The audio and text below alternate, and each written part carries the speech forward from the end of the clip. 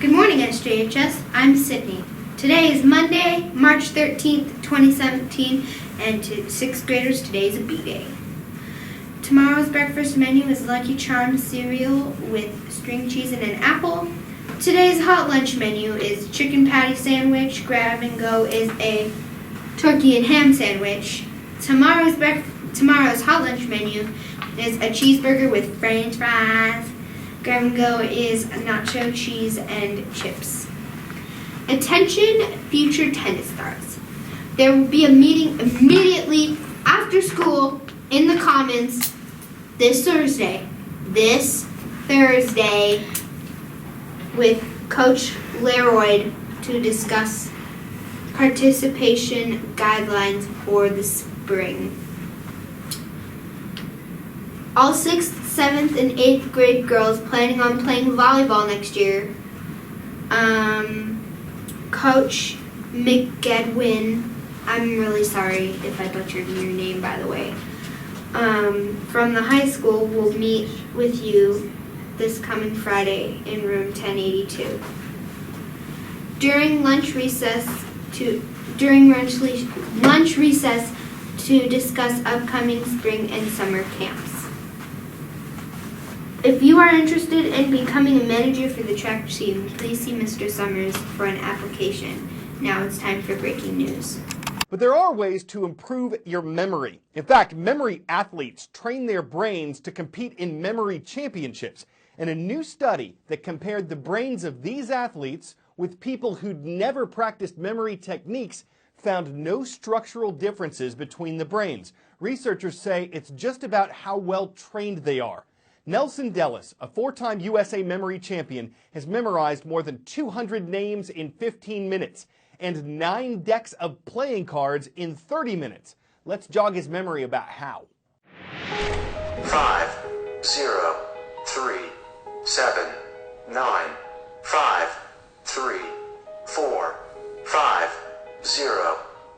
When I tell people about what I do, I get such a big shock.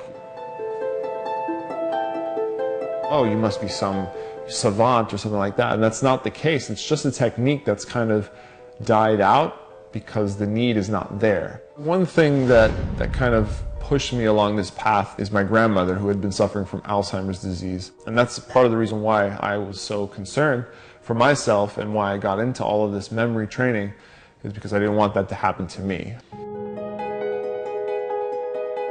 One of the events I train is spoken numbers. So I'm closing my eyes and I'm hearing these numbers come at me 1 digit at a second.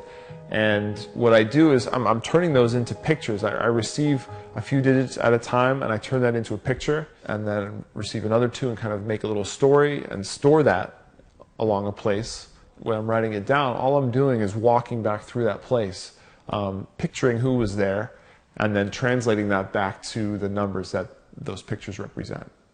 I can't help it anymore. I look at these numbers and they are people to me. When I see 30, it's Conan O'Brien. Same with my grandmother. She's 175. That's her number.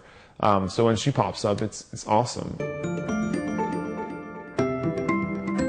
Any distraction can be detrimental to, an event that you're trying to get a good score on. So we try to minimize those distractions. I'll go to a public place and train, or I'll train at high altitude in the mountains. My first kind of big fundraising project was to climb Mount Everest, and I thought it would be a great way to kind of bring Alzheimer's to the top of the world. For the competition, I actually train about 4 to 5 hours a day.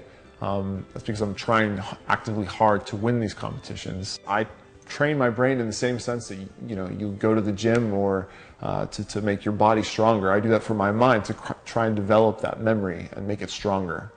What's scary to me the most about potentially losing memories is not forgetting all the stuff I learned in college, or the fact that I was the memory champion, whatever. It's more those small moments, with the people you love and care about, that makes us who we are. And if you lose those memories and those feelings that came along with it, then who are you, and how can you enjoy life?